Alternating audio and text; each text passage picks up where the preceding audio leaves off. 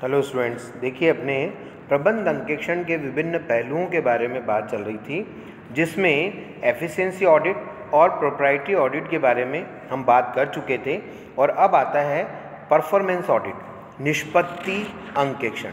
तो निष्पत्ति अंकेक्षण के अंतर्गत निष्पत्ति अंकेक्षण से तात्पर्य व्यवसाय या उसके किसी घटक की निष्पत्ति की समीक्षा से लिया जाता है।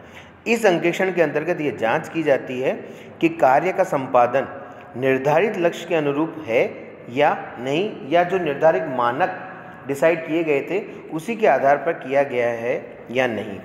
वैसे तो आधुनिक व्यवसाय इतना जटिल हो गया है कि प्रबंधक को अपने सहायक कर्मचारियों पर निर्भर रहना ही पड़ता है और उनको कार्यभार सौंपना पड़ता है, और इसके संपादन के लिए उनको अधिकार भी देने पड़ते हैं, उनका उत्तरदायित्व निर्धारित करना पड़ता है। अतः यह समीक्षा करना आवश्यक हो जाता है कि जिन व्यक्तियों को काम सौंपा गया उन्होंने उस काम को उत्तरदायित्व पूर्वक निर्वाह किया है या नहीं है।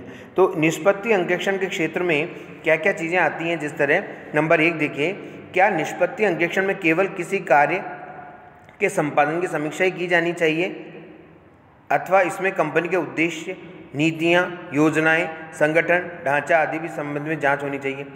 तो ये कुछ मतभेद है कि निष्पत्ति अंकेक्षण के क्षेत्र के संबंध में कोई आम राय तो नहीं है, लेकिन इसके कुछ मतभेद है कि क्या इस तरह होना चाहिए। नंबर 2, क्या अंकेक्षक को परफॉर्मेंस स्टैंडर्ड्स जो होते हैं उनकी जांच करके देखना चाहिए कि वो सही है या नहीं। क्या अंकेक्षक निर्णय लेने संबंधी प्रक्रिया की जांच करनी चाहिए, निर्णय की भी जांच करनी चाहिए, या निर्णय की प्रक्रिया की जांच करनी चाहिए।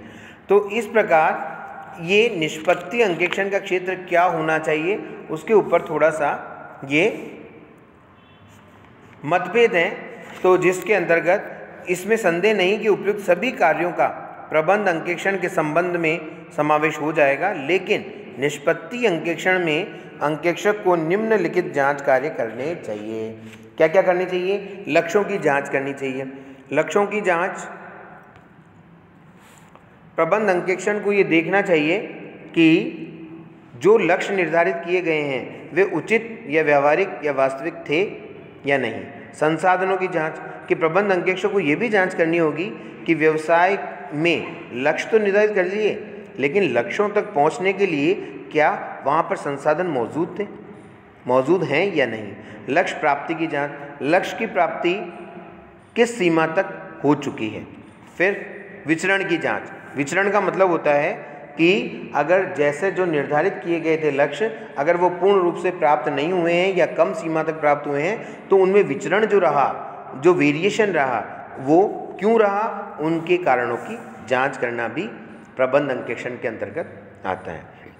फिर आता है निष्पत्ति अंकेक्षण प्रक्रिया किस प्रकार होती है। तो निष्पत्ति अंकेक्षण के लिए कोई भी ऐसी प्रक्रिया निर्धारित नहीं की जा सकती जो सभी संस्थानों में बिना किसी परिवर्तन के लागू की जा सके।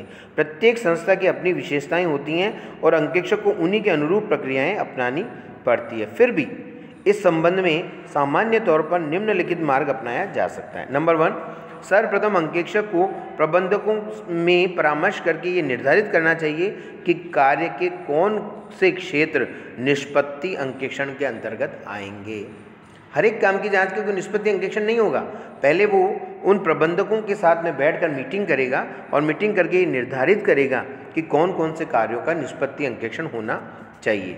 फिर उसके बाद इसके पश्चात अंकेक्षक को संस्थान का प्रारंभिक सर्वेक्षण करके निम्नलिखित कार्य करने चाहिए, जिसमें नंबर 1 है उद्योग की पृष्ठभूमि, राजनीतिक कारणों के संबंध में जो उस उद्योग को सफलता को प्रभावित करते हैं उन सभी की जानकारी करना। नंबर 2, संस्था के उद्देश्य, नीतियाँ, योजनाएं जो बनाती हैं संस्था, संगठनात्मक ढांचा तथा प्रमुख व्यक्तियों से परिचय प्राप्त करना चाहिए।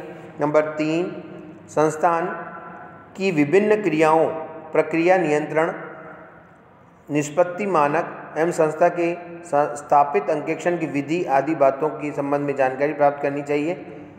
इन सब कार्यों के लिए अंकेक्षक को संस्थान का निरीक्षण करना चाहिए, एक फ्लो चार्ट बनाना चाहिए कि कौन सा काम मैं कब करूँगा, कैसे करूँगा, उसके आधार पर ये काम होता है। फिर आता है कि प्रारंभिक सर्वेक्षण के बाद अंकेक्षक को पिछली उपलब्धियों का विश्लेषण करना चाहिए, उनकी व्याख्या करनी चाहिए कि पिछली क्या उपलब्धियां रही इस व्यवसाय में, इस व्यापार में क्या क्या कार्य हुए और कार्यशील पूंजी कितनी है और लागत का ढांचा किस प्रकार का है और लाइसेंस द्वारा प्रदत्त क्षमता, स्थापित की गई क्षमता और उपयोग में आ रही है कि नहीं है, कि जितनी लाइसेंस लिया गया है कि भाई इतनी क्षमता से काम करेंगे, क्या उतना काम हो पा रहा है या नहीं है।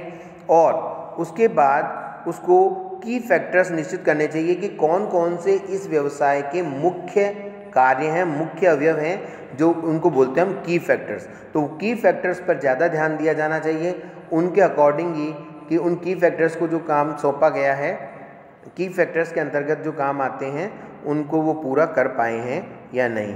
फिर इसके पश्चात आएगा कि प्रॉब्लम्स एरिया का निर्धारण करना चाहिए कि कहाँ कहाँ पर प्रॉब्लम्स आ सकती है, उनकी समीक्षा करनी चाहिए। इसके पश्चात गहराई से जांच करने के लिए अंकेक्षक को एक अंकेक्षण कार्यक्रम बनाना चाहिए और फिर अंकेक्षण कार्यक्रम बनाने के बाद अंकेक्षण कार्य को प्रारंभ कर देना चाहिए और अंत में कार्य की समाप्ति पर अंकेक्षण को अपनी रिपोर्ट प्रबंधकों को देनी चाहिए। यह रिपोर्ट में उसे यह बताना चाहिए कि मानक और निष्पत्ति में कितना अंतर है और अंतर है तो किन कारणों से है, इसके बारे में बताया जाएगा। Thank you.